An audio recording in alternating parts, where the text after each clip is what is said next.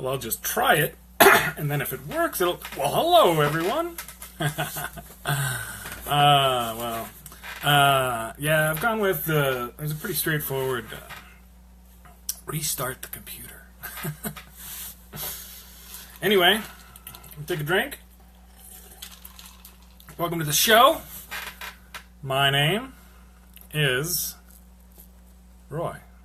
I will be your host for the evening. So, we're going to talk about a few things tonight. A little bit of ninja stuff. Because, you know, I used to be a ninja for a little bit. Anyway, sorry, I still have fun with that. Anyway, alright. For real, this is Escaping Dystopia. My name is Roy. We have a show tonight. What we're going to talk about... Well, the title for the show this evening is Outrage, Mourning, and Nasty Foolishness. There's quite a bit of shenanigans, shall we say, that have been going on this last little week. Horrible, disgusting things. I know, Rhonda. We're going to talk a little bit about Las Vegas. This is the first one of these really huge things that's happened since I've started doing this. And I wanted to talk a little bit about that. And talk a little bit about the real problem that we have here in this country. This is a little bit of a political show, right, with a prescription for change and improvement. So in order to do that, right, you got to talk about where the problem is. Whatever. We'll talk about that. Then we'll talk about how the GOP responded to what happened today with some political stuff that I have a bit of a personal opinion on. So we'll talk about that too. And then the whole tax debate, right? That's all fun and in games. Is everybody excited? Who wants to know more about taxes? See, that's what's one of the funny things, and this is one of the foundational ways that we pay for things, or in the case of certain ideology, don't pay for things politically. So we'll talk about a little bit what the plan is to change things there. We're going to talk about our embarrassment in chief and his little soiree down to that island in the middle of the ocean. Calling it embarrassment. There's just words. We're going to try and find words to describe this whole thing. And then I'll talk a little bit more about kind of some philosophy stuff. I posted, I think, with this thing, my... Stop. All right. Wrong button. A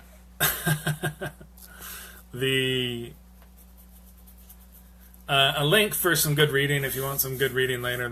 Talks a little bit about some of the main stuff that I want to talk about. But with that, we've covered a little bit of our plan for the night.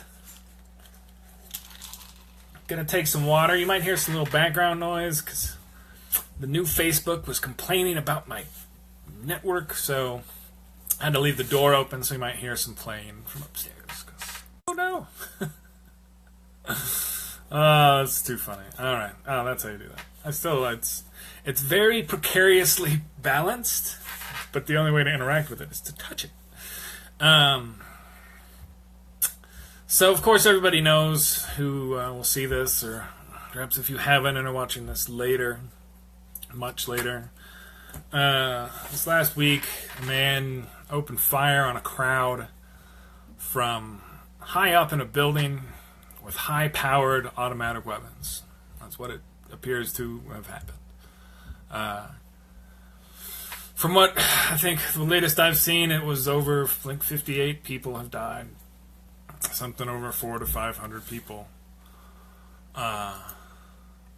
were injured. There's not a real clear, for this moment, reason why.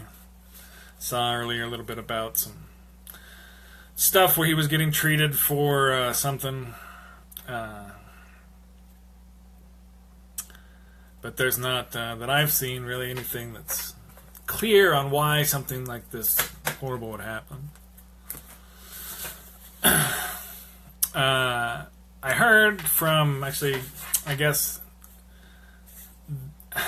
my wife has a friend who's had some family that was there.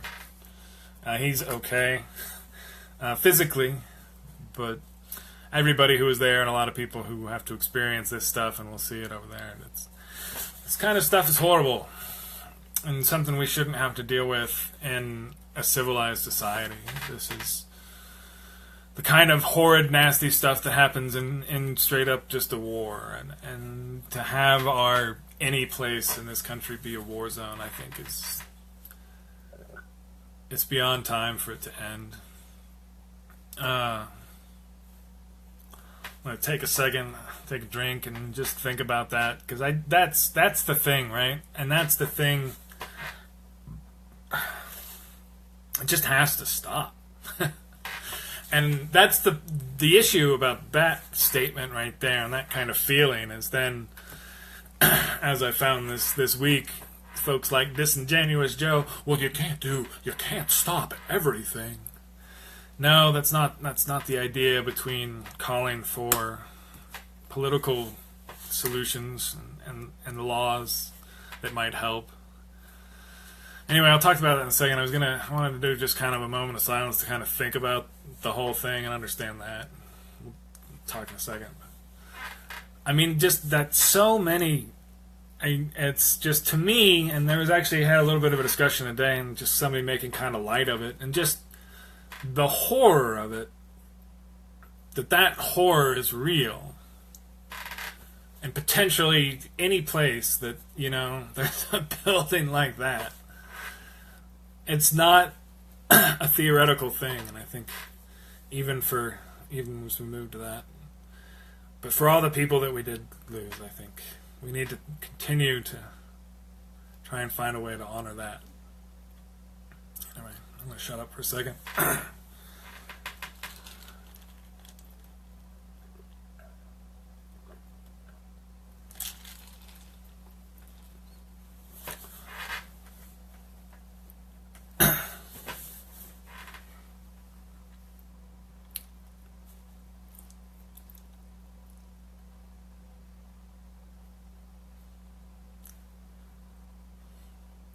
So there's a reason you won't see me really doing too much, and I try not. If I ever do this and you catch me kind of mocking like or just the people who just, that the thoughts and prayers thing. I hate to see this kind of silly kind of made a fight happen and come out.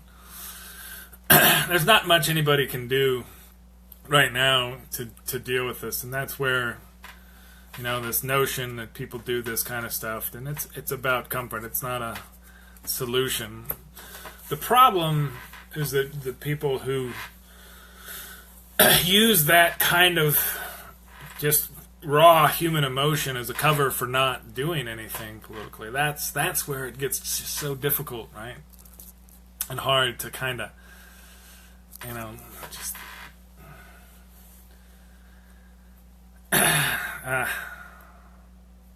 there's nobody there. I think one of the things that we need to start to focus on after we, everybody, we have the Triads, sit back and see what we can do to stop it. And I don't think that the motivations of people that do this are really where you go to. As comes up again and again, there will always be people trying to kill everyone with hammers, but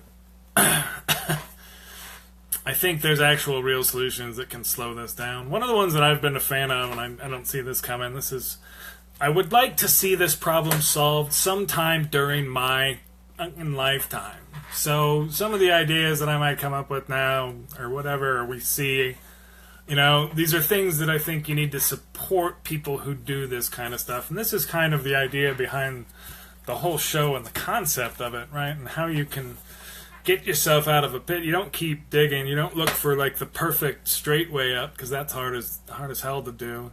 You find a nice incline that's better, so you try and find something that's a little better. So one of the things that I think that actually is potentially constitutionally perfectly viable is the idea of having to get some insurance for private, right? Because you have that whole militia clause in the Constitution, I think there is a certain raw right to firearms in a certain configuration when you're doing certain things in this country. But to have certain types of weapons outside of a military or law enforcement situation, just there's no reason for it. And so, because we've seen so much damage that comes for it, I do think the idea of anybody who owns these weapons should have to pay some sort of insurance to cover for the potential liability of what they can do. And I talk about this stuff. It's weird, too, to talk about potential solutions for gun control, because people who are really hardcore about it even hear those words, gun control, and they're like, well, you want to take them all, and I can't go hunting no more. And I don't see that really from anybody who's trying to do sane stuff to rein this stuff in. This guy wasn't using his 30-06 with his bolt action. I mean, come on. And I know how many there are actual real current restrictions for a lot of automatic weapons. I'm very familiar with a lot of this stuff, but what I'm talking about is ways that we can address this. This way where you can build this whole personal arsenal. I mean, you have to be really on some pretty big radars, I would hope. And at that point, I think, they said, from what I've seen, he had roughly 20 guns with him, 20 at his house.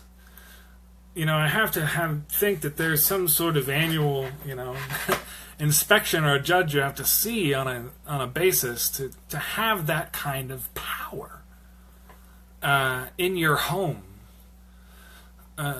Just to have a civilized society, you have to rein that in, I think, to a certain level. I'm not real excited about seeing where this will end up if we don't.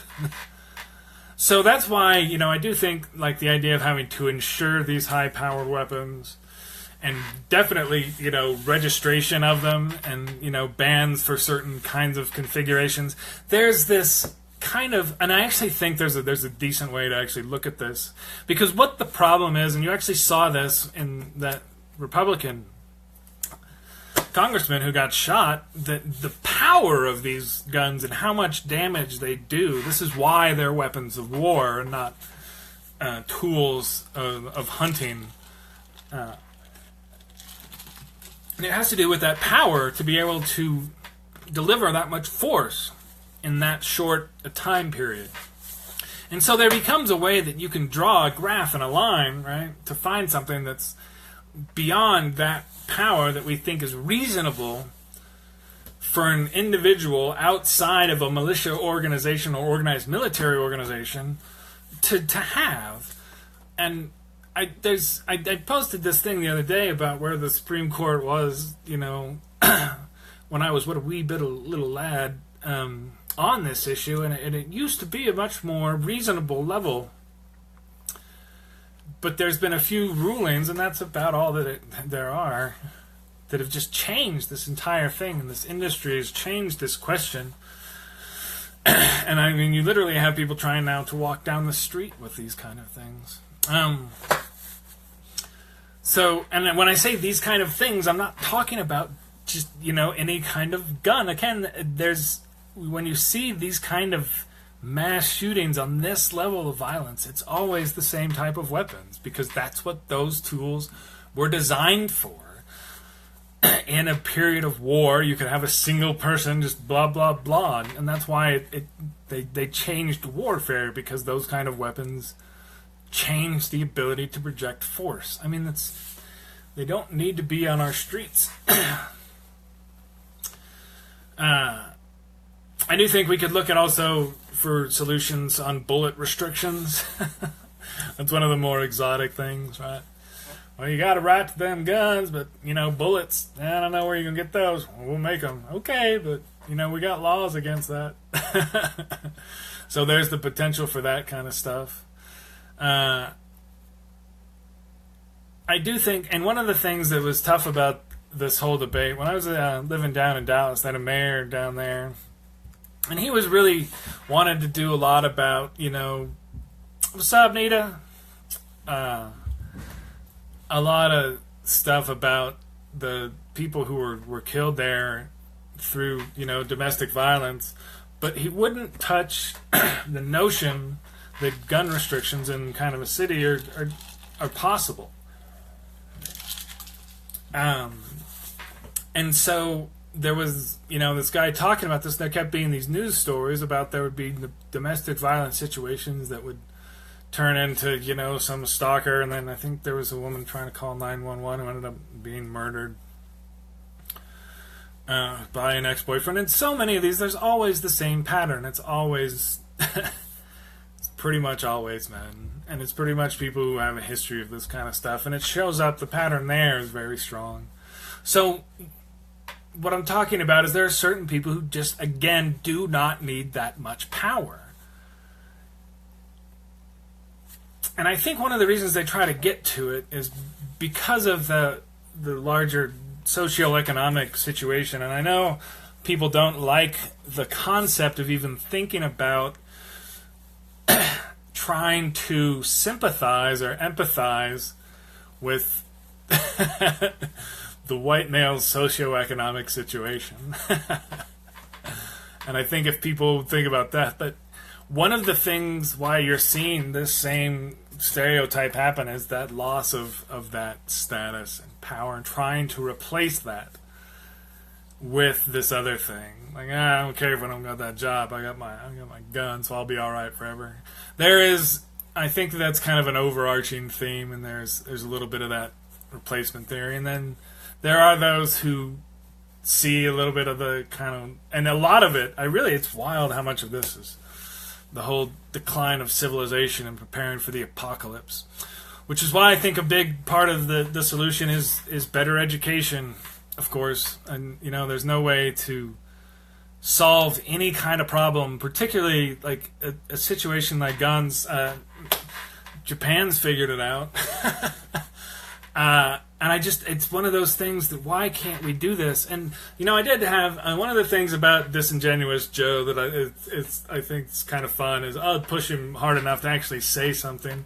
But it's the same thing that we know. And one of the things that stops so much of the gun control is the way that the U.S. is configured, and the way that our government comes from the people, and how much you have the Senate that holds a lot of power and represents a very few number of people in certain places. And the two senators from Montana have the same power as the two from California.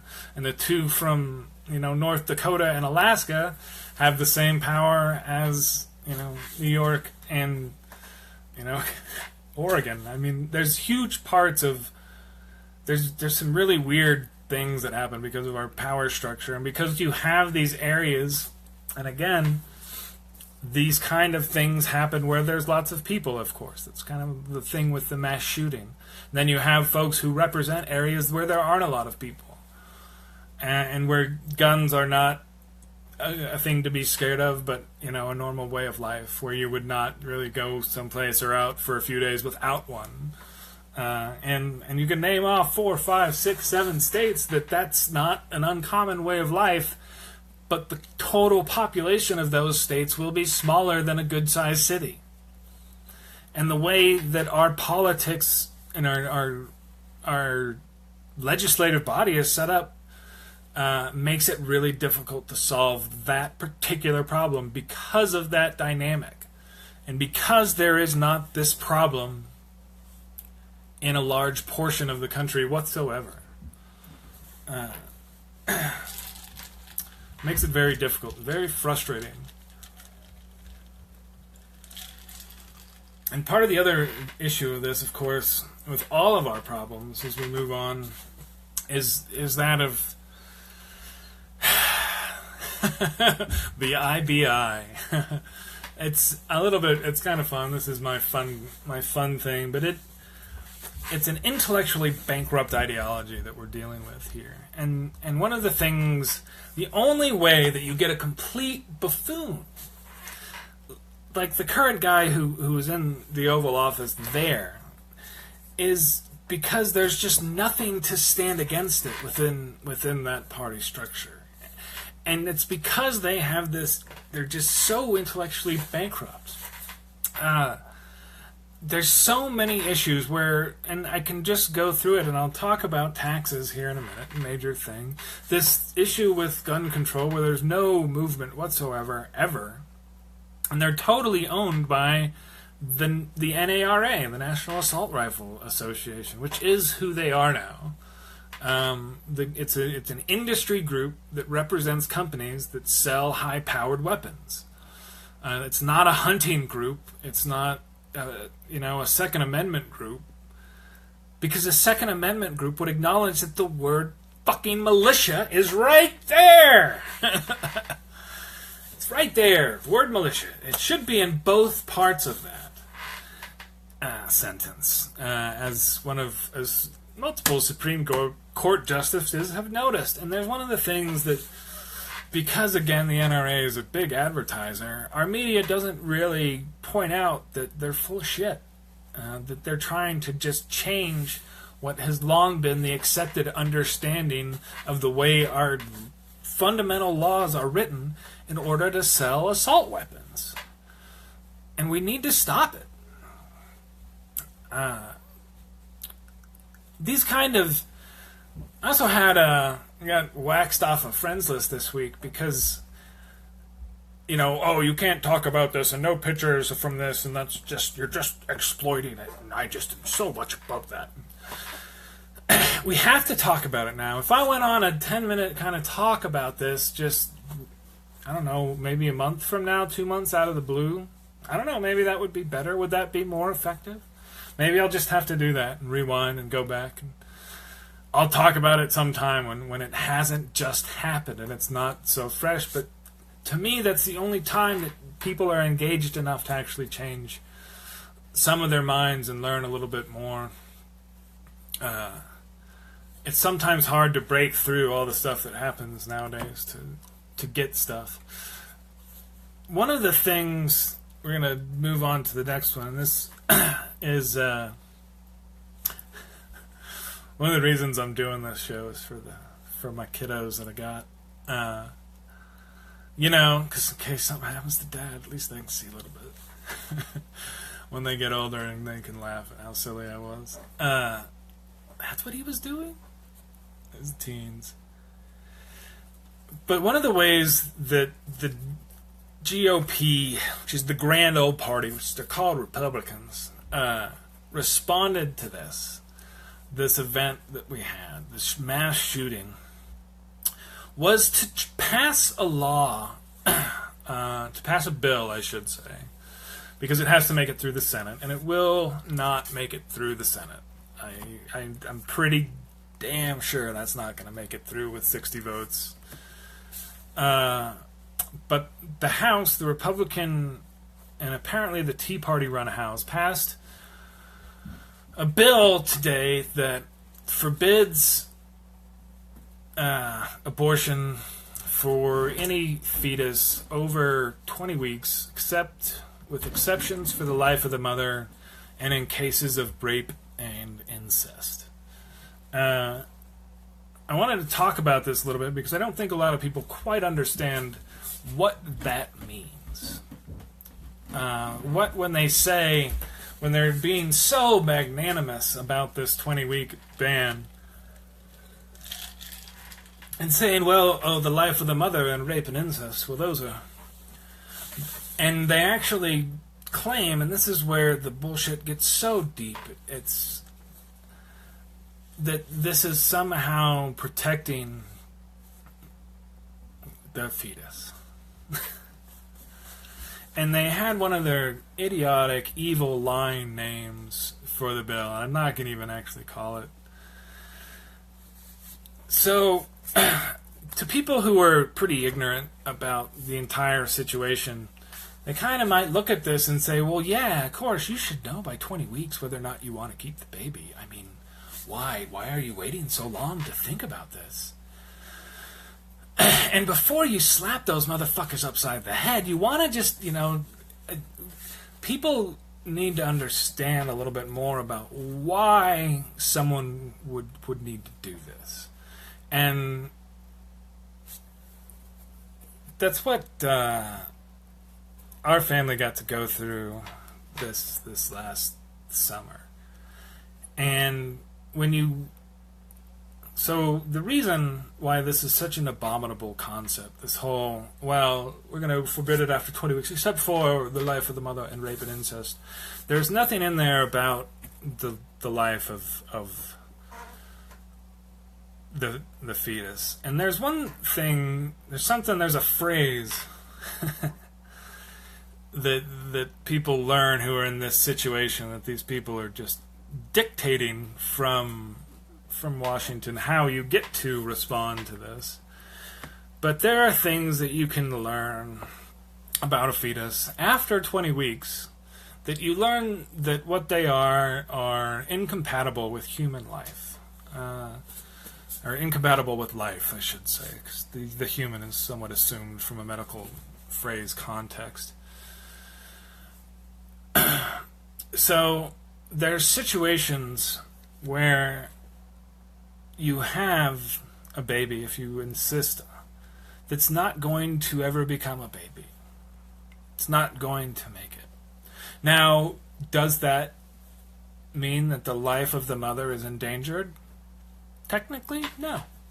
You're not going to find a doctor, or all doctors, you're not going to find a medical consensus that says, no, that will definitely kill the mother if something happens to that baby that's never going to live.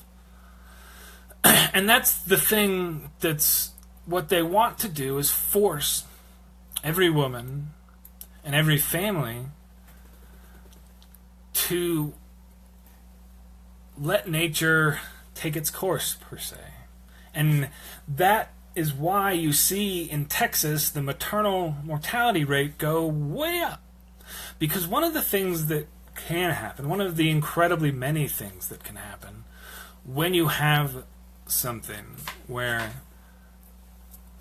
a fetus is not going to ever naturally really become a baby, or if it will, it won't be a baby for more than a day or two, if that. Barely. And the only way they can get to there is through danger and potentially even a great deal of pain. This is the thing that is most disturbing about this kind of abominable legislation that they try and pass. That they could force this natural... You know, if you think... There's this idea that nature is this happy, natural, nice, safe, and wonderful place where leopards rip off babies' heads to eat, and animals eat and destroy each other, and we've got so far away from our natural bacterial and virus roots and these things that destroy us without any notion of what's going on, or things that... Nature is a very nasty, horrible place. It really is. And our conquering of it into this Anthropocene era has given us this false notion of power and control over it. And not everyone gets to experience that, so not everyone knows that. And that's one of the reasons I'm trying to tell you about it tonight, because this does happen. And the kind of legislation that they're trying to pass here is horrible and will lead to absolutely horrid situations. Things that, because of what we know and what we're able to know now, we can avoid. And we can have a situation where a mother's life isn't automatically put on the line, or even gambled, or even...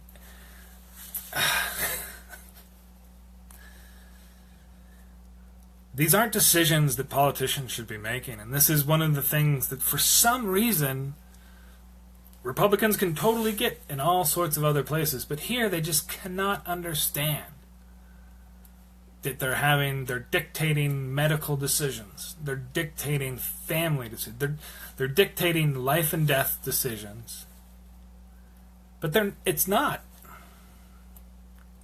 They're just trying to control, and it's so...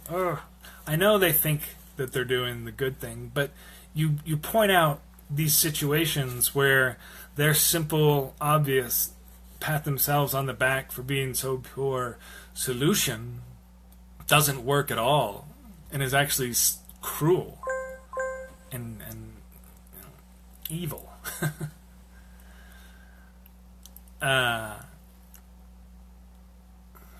With exceptions for life of the mother and rape and just incest. It's it's not a freedom thing. And then they go, oh, you just want freedom to kill, don't you? And then, by not actually killing them for saying something so horrid, you actually, well, I had this whole, my wife has very rightly not been online for the last few days because just the callousness. And there was a discussion today with somebody talking about the shooting, and there's just and then legislation. It's been rough. Some just to not jump all over. How can you be so ignorant and so?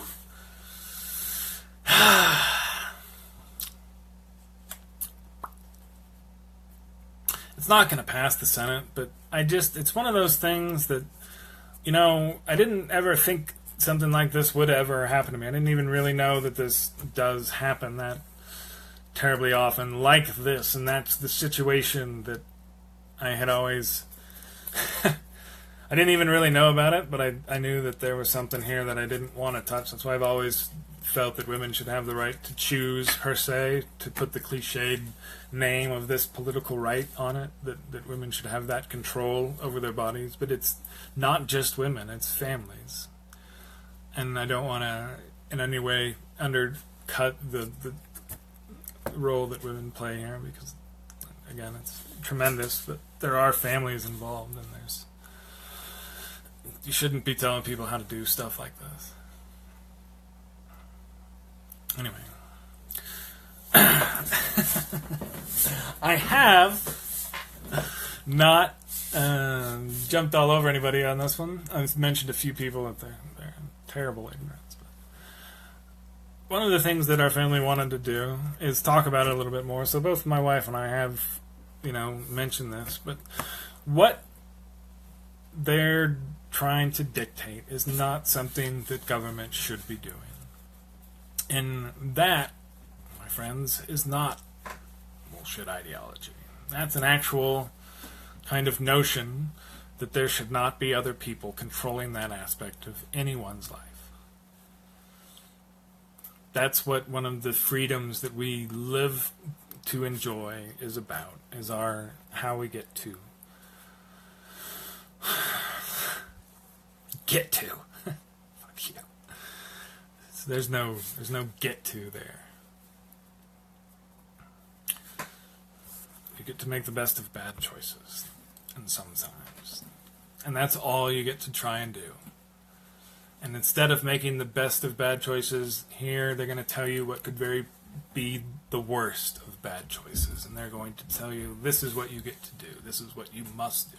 This is the worst of the bad choices is now what you get. And that's not the way that a country should ever be run. That's how they responded to a mass shooting. This is an intellectually bankrupt ideology that we're dealing with here, and it's a dangerous one. I'm going to move on a little bit. They're going to try and pass some tax legislation. It's a huge tax cut for the wealthy. They have lied repeatedly about this. This is one of the reasons why they attack the media so much. And actually, it actually happened where they had one of their staffers accidentally tweeted to his own account at the same time that he was tweeting the exact same message from the president's account, which was a direct attack on the news media. This is why they go after them for everything.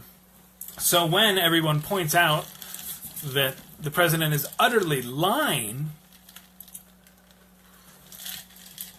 about how repealing the estate tax will not help him at all. How could that possibly help my family? How could getting rid of the estate tax help me? I'm just a billionaire. Or so I say. Who knows? That's the level of bullshit that they're throwing out there right now. But even that, it didn't work on healthcare, and I was wrong, and I'll say that right now. I thought they were going to get rid of the Affordable Care Act. I thought that they would do so and pay a huge political price, but I think they found that price too high and failed to destroy it. Now, I'm not sure that the political price would be quite as high on taxes, but I just don't think they're going to be able to get there on ideological terms. And because they don't have they're just so full of crap when you have the president promising that this won't benefit the rich, and that's all Republican, that's their entire bullshit ideology on taxes, is give the rich a bunch of money and they'll spend it better than if we had to actually spend it on stuff that mattered, because, that's how what they do is all spend it on important things like the military, right? And the old people. If you look at that whole family spending government thing is ridiculous unless you spend most of your money making sure that your family still exists. I don't know. I'm sorry. I have much better analogies and metaphors for that one. I didn't think I'd go there, but their whole taxes thing. I don't think it's going to pass. So I think you're going to see a bunch of ridiculous failure, and then I don't know who they'll blame on this one. They might pass, and they will be able to pass some sort of small tax thing eventually with the Democrats if they really want to. Maybe. But it would have to be pretty close to revenue neutral, because the Democrats get to say that now, and they actually do that kind of stuff. So I don't think that's going to happen. But I was wrong about healthcare.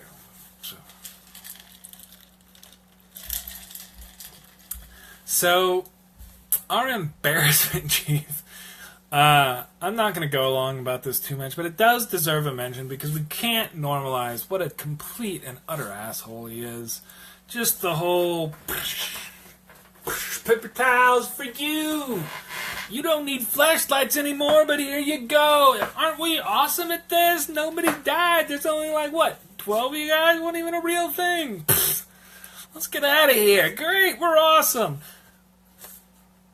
That is very, very, very little bit of embellishment of what happened.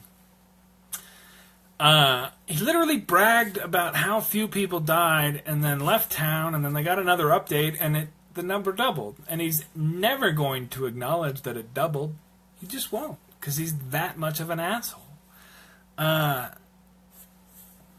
not going to pour a bunch of money in there. He lied about them just forgiving the debt because he just said it because he knew somebody wanted to hear it where he was, so he just said it. And then the people come out and they say, well, I don't think you quite heard what he meant correctly. And they would do that kind of, I don't think you heard what he meant. I heard what he said. That's not what he meant. Look, here's what he meant by what he was saying. And that's how they do that. And they have to translate back into English what he says, because he's an embarrassment and he needs to go. The Russian investigation thing's still going, so there's going to be some people who are going to fall before winter. I'll say that. I think this fall they're going to do it. From what I hear about this Mueller character, the only other Mueller I know is a badass, so I trained him to be an F-18 pilot. I'm just kidding. I did train him, and he is an F-18 pilot, but I didn't train him to do that. So I've got a great deal of respect for that family name. So hopefully that guy will do a good job. And put some people in jail. Now the question is, once they do that, are Republicans going to even care? No, they're not. And you can put Manafort, and this is why he's been trying to talk smack about Manafort, because Manafort's going to go to jail. He's like, I didn't even know the guy. I don't know. It sucks, man. That's why I fired him, because I didn't even know him. I've never met him before. He was a horrible campaign manager. I don't even know the guy. Never met him before, and when he was at my house and was at the wedding, it was just like, who are you? I don't even know you. Just wait. So that's where we're at, early October. This is not an election year, so people give no shits about politics. We've had another huge, ridiculous mass shooting. The worst hurricane season in a long time. Ever, actually, I think it turns out. Our president is literally threatening North Korea with war. They think we're pretty much at war. And because we've already embraced through Bush's travesty the concept of preemptive activity, they know that we will do that, and then hence might feel justified doing the same. So no worries about that yet. The thing is so funny because he just like talks smack to him, they run up this huge thing, then he forgets about it, and some other crisis. There's a bunch of crises going on right now with this stuff, and he's looking pretty much like a douche, which we knew. So, all right.